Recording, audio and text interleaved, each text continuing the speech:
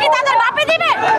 শিক্ষা যোগ্যতা ভালো হইলে যেখানে যাবে চাকরি পাবে, শিক্ষা না থাকলে চাকরি পাবে না। টাকা দিয়ে ছেলে সন্তান নিয়ে আসলে হয়?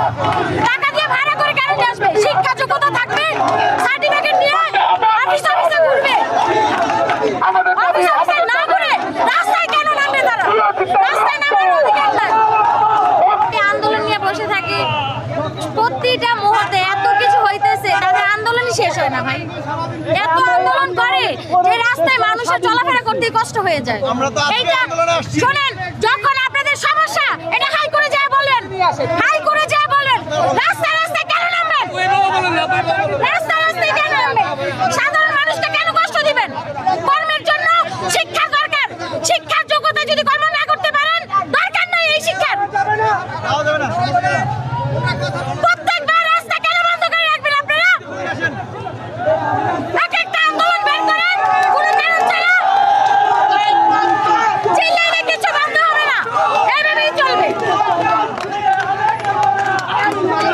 আপনারা যেটা বলেন আদালতে যা বলবেন, যা বলেন তারা যদি আদালতে না যা বলে তাহলে তাদের কিছু সমাধান হবে না। রাস্তায় নামবে মানে তাদের আন্দোলন করে কোনো লাভ হবে না।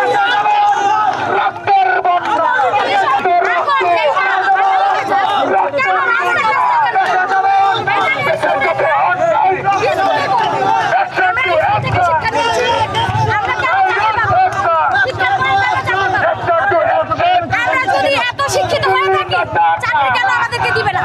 এটা শিক্ষকদের কাছে যাবে।